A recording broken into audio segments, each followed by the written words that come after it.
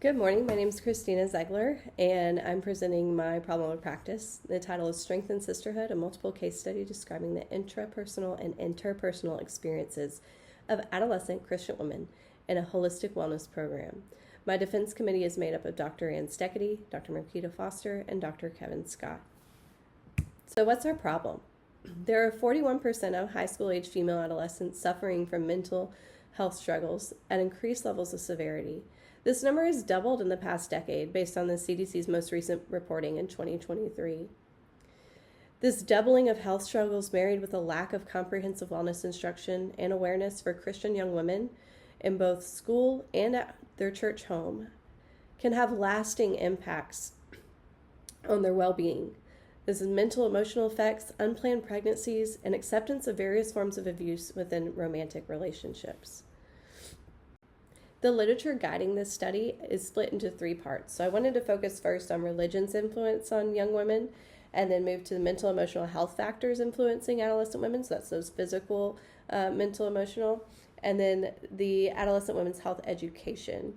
So with religion, we're focusing on the structures with male headship and gender roles within the Christian Protestant church, and then produced ignorance within the church with lack of education. And then finally, shame messaging that persists within Christian culture, Protestant Christian culture. Then moving to mental emotional health factors, I looked at societal influences. I looked at sisterhood impacts. That's how female-specific relationships impact young women. And then hormonal impacts as well. So then we moved to the adolescent women's health education with both physiological and educational support. The purpose of this multiple case study is to explore the perspectives of adolescent Christian women in the southeastern United States regarding their experiences of the intrapersonal and interpersonal influences on their holistic well-being, self-concept, and community. Within the literature review, I realized that there was a need to highlight young women's experiences and perspectives instead of assuming what their perspectives and their purview are, which is what a lot of the research does. It's what we see instead of asking them, how does this make you feel? How do you see this happening within your culture? And that was really what the study was meant to implement and highlight, is to get their voices heard. The research questions guiding this study are as number one, how do Christian adolescent women in a wellness program describe the intrapersonal influences, that's the individual, microsystem, mesosystem, on their holistic wellness? And how do Christian adolescent women in a wellness program describe the interpersonal influences, the exosystem and macrosystem, on their holistic wellness? Now, with these research questions and with the purpose statement, you're probably wondering, what is the intrapersonal and interpersonal? So the intrapersonal and the interpersonal are both aligned with the theoretical framework guiding this study, which is Bronfenbrenner's bioecological theory from 1979. And in this theory, he says that every individual's development is influenced by different spheres around them within their community. So first you have the individual. That is the self. That is influenced by age, gender, sex, personality, those biological, physiological factors within the individual. Then the first layer is the microsystem. That's friends, family that you interact with daily. That grounded support system around you. Those pillars of support could be coaches, teammates, church leaders that you interact with daily. And then next you have the mesosystem, which is the filter between your microsystem to the exosystem. So how do those messages come across? And within the exosystem, you have extended family, you have some acquaintances, you have school administrators, social programs and services. And then finally you have the macro system, which are those social structures, ideologies, cultural norms that are pervasive around you.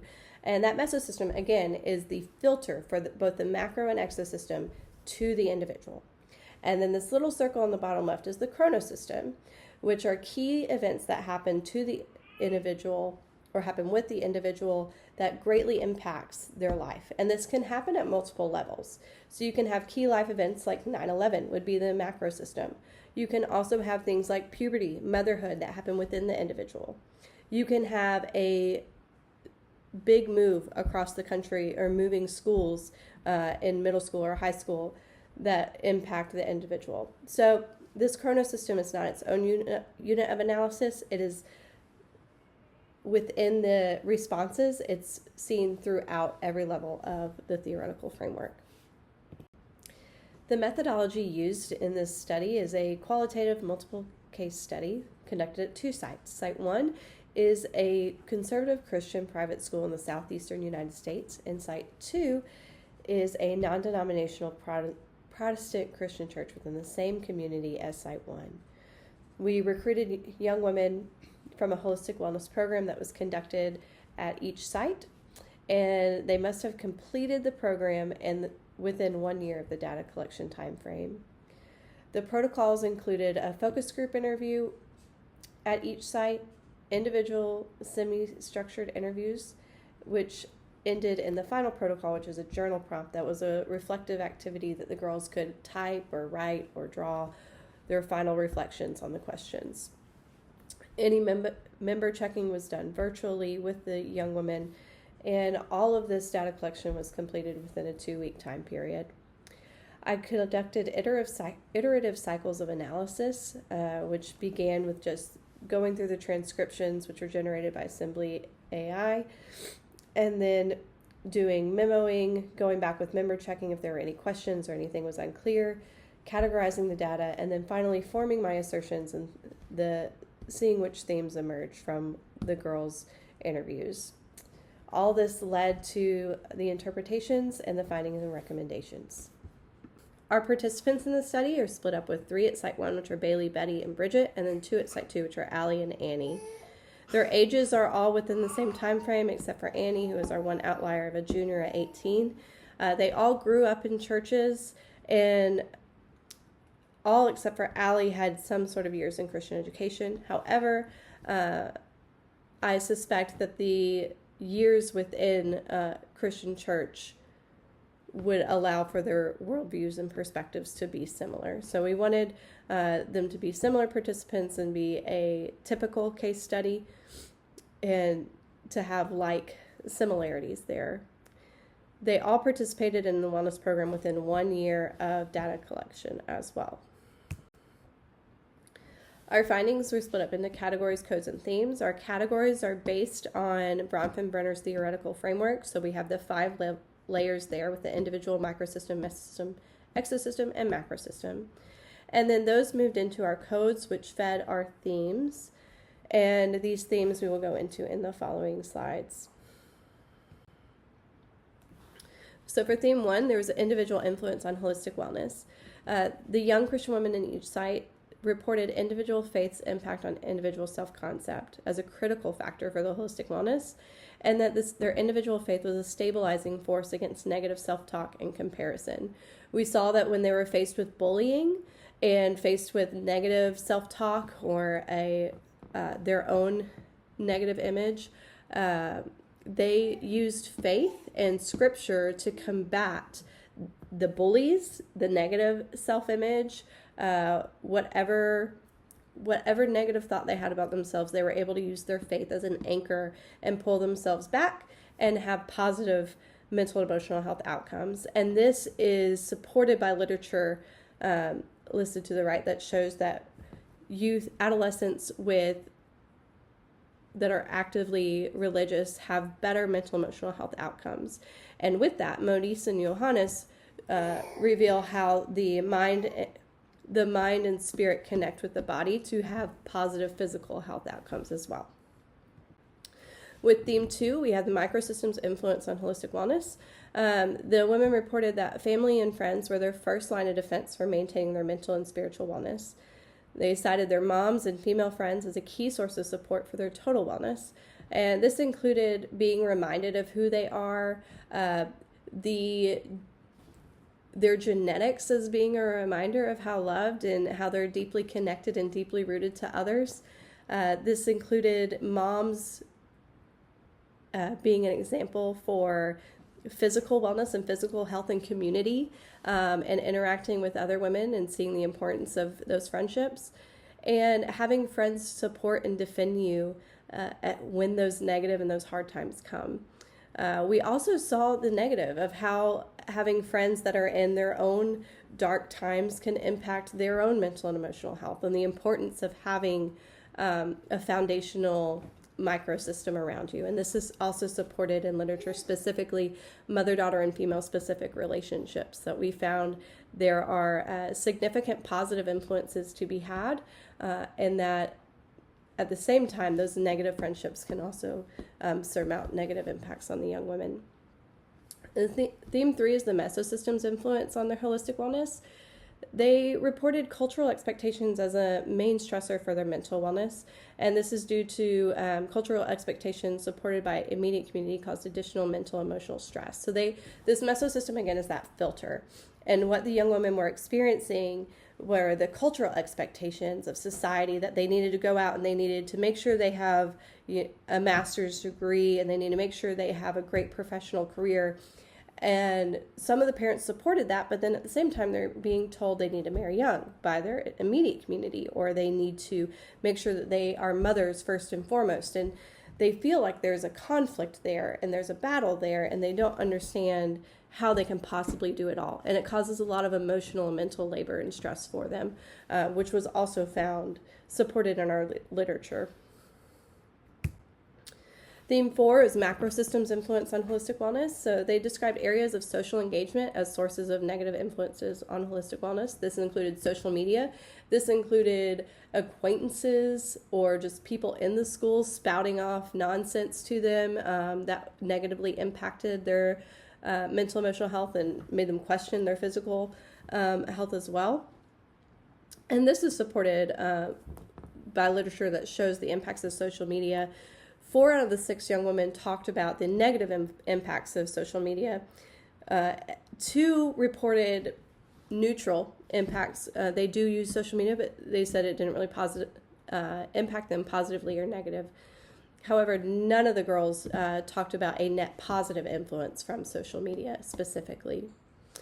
And then theme 5 is the exosystem's influence on holistic wellness. Young Christian women from each site reported societal standards as a main stressor on their holistic wellness. They noted a conflict with societal standards within their microsystem. This was mainly through imposed dress coding procedures that seemed to weigh heavily more on the female population than the male population, or were enforced more with the female population than the male population, as well as jokes that were told by male students to female students that were just pushed to the side or deemed as nonsense, so they weren't dealt with. However, they had great impacts and lasting impacts on the young women's mental and emotional health. And we see this as well, that these societal standards cause greater stresses on young women with their mind, body, and spirit. And that is also supported. The implications and recommendations for Protestant Christian youth leaders is to foster environments of connection, discipleship, and mutual learning with intergenerational women's ministry efforts that are intentional and purposeful. Don't just expect these relationships to happen just because we're all in the same building, but putting together events, educations, forums, gatherings where we are meant and forced to discuss and talk and help build relationships. That way we're not in our own female silos going through our own things and not sharing our learning, sharing our experience, and sharing our knowledge with each other and encouraging each other through each milestone. Within the youth, you could create mentorship programs between middle, high school, and alums to do the same thing at a smaller scale to help provide knowledge and encouragement for those middle schoolers that are going through puberty, for those high schoolers that are going through tough decisions and choices at formative years in their age, and for those alums to be reminded of those experiences and to help guide them through their own choices. The conservative Christian school administrators revising school policies to eliminate that shame messaging, to create policies that greater enforce those jokes that cause such harm to young women, the dress code policies being updated to remove that shame messaging as well, and promoting female support networks by having a dean for girl students that addresses females with female-specific issues, and there are specific needs throughout puberty and adolescence that those female students have. And having female-specific spaces within health and wellness groups, within physical education so that they had that mentorship program within the school, which was highlighted by the girls at Site 1, that having a female-specific wellness program was a great contributor for their total wellness.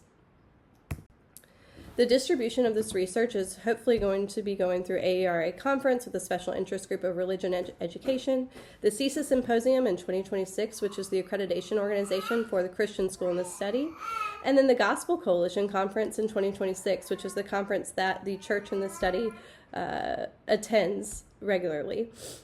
Then there's a presentation to the youth leaders and school administrators at each site in the study to let them know the implications and recommendations as well. And continuing to submit research to the Journal of Religion and Education to help improve the outcomes of Christian young women. Finally, these are the references that guided my study and that were used within this PowerPoint presentation. Thank you all for your time and your consideration listening to this presentation.